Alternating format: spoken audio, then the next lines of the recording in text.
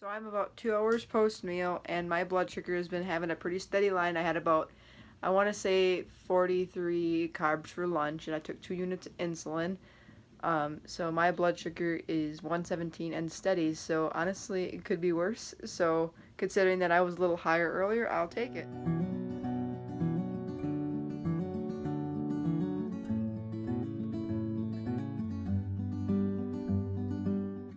Hi everyone, it's Maddie. Welcome back to my channel. Welcome to day 23 of Diabetes Awareness Month, November 23rd, 2018. For those of you that celebrate Thanksgiving here in America, I hope your Thanksgiving was well and that your blood sugars behaved. Mine behaved pretty good. For my breakfast and lunch, that I had a little lower lunch, carbohydrate lunch, they were a little higher, which was okay. Come around dinner, my blood sugar had dropped into the low 80s, so that I was able to eat, and my blood sugar only peaked to about 160, and it came down into like the 120s before bed, so honestly not too bad. So with that being said, let's jump into question 23. So question 23 is, what are CGMs and how do they assist a type 1 diabetic in managing blood sugar levels? So first of all, those of you that don't know the abbreviation for CGM, CGM stands for continuous glucose monitor.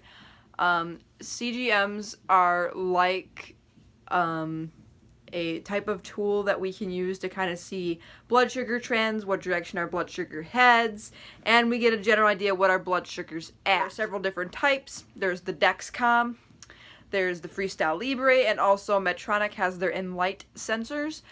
There are probably tons of other continuous glucose monitors out there that I'm not aware of, but those are the three main ones I can think of. Dexcom has like 3 generations out right now. They have G4, G5, and G6.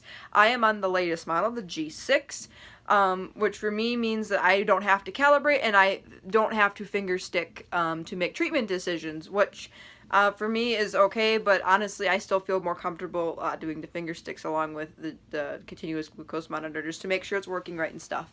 As you guys know, I told you at the beginning of this week that I'm going to do more videos starting on my Dexcom G6 series, and everything from unboxing to first impressions, how to insert one, what it's all about, all the details behind it, all the technicalities behind it, so look forward to those. So I won't go too into depth about it here, but I use a Dexcom G6.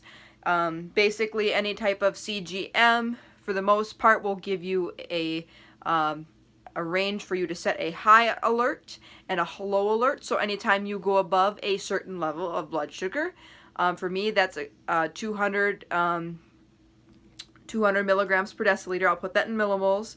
And for me, anytime I go below 75 milligrams per deciliter, which I will put that in millimoles, it will alert me that I'm out of those range, that I'm either high or low, and it'll also color code for me. So if I'm high, I run yellow. If I'm in that between 76 and like 199, it'll run gray, and if I'm below 75, at 75 or below, it will run red.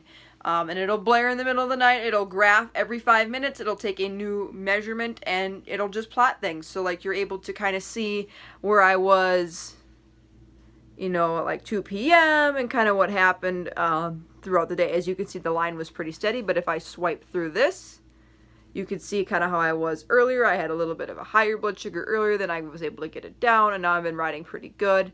I can even see what kind of happened since 8 o'clock this morning. And then that's when I ate my breakfast, you can see, and then I kind of stayed level, and then I came down nicely for lunch. And then if you go back even further, you can see this middle period from 12 a.m. to 6 a.m. or 7 a.m. is my overnight period with my basal rate. So it allows you to kind of see not only what happens right at a meal and right after a meal, but what's happening in between, because honestly, a finger stick only tells you the number. It doesn't tell you what direction it's headed, or kind of what certain foods do to you and what your insulin does to you, and so on and so forth. So that's how a CGM can help a type 1 diabetic out. Again, there's tons of other ones out there. Like the Freestyle Libre does not give alarms and alerts, but you can get third-party additions to it that give you alarms and alerts. I believe that's called the Night Rider. Correct me if I'm wrong. But a lot of people use those, so comment down below what CGM you use, or the CGM you'd like to be on. Again, I won't go too much into detail with my Dexcom because I am going to do a whole series. I have tons of different videos I'm going to do for you, as I had mentioned before, what those are. And I wanted to mention too, please bear with me as I continue to make my videos more improved for you. I think they're getting better, but obviously I have a nice camera and I have a laptop. As soon as I get that editing software, we'll make things better. I am also working on editing thumbnails so that my editing software doesn't just choose random ones of me having goofy faces like this and just throwing them up there. So I would make nice edited thumbnails kind of captioning what the whole video is about. And hopefully too I can get like a white background or a different colored background, because this is like a closet slash wall in my room and it's kind of blends in with my reddish blonde hair, so bear with me with that. But for now, this is the most plain background I have in my house, so bear with me on that. But anyways, I think this wraps up today's video. Thank you so much for watching. Remember, if you get me to 100 subscribers, I will do a diagnosis story for you guys, so look forward to that. Until tomorrow's video for day 24 of Diabetes Awareness Month, take care, God bless, spread positivity, be kind, and be thankful. Bye, everybody.